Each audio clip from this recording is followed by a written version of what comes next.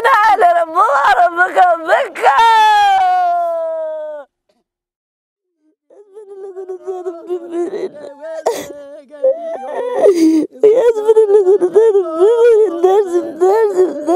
Dersim.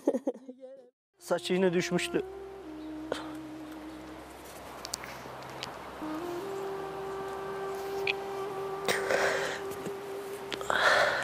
Sanki orada bana bir kere daha dedi.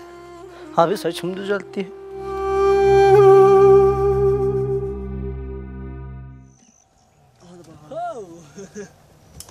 Ele. Hadi bak.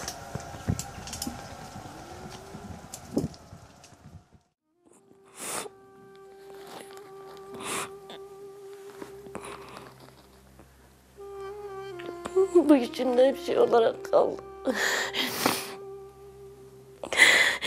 Onuma yeni bir telefon alamam. Ben ölürüm sana.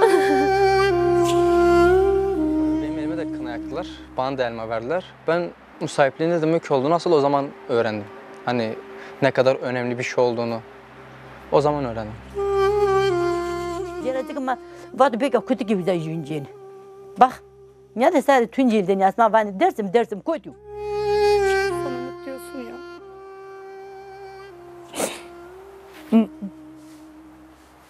Ayağını salladım. Ayağını tutup salladım. Daha bir gün önce yanımda gözümün içine bakıp gülen çocuk orada yatıyor.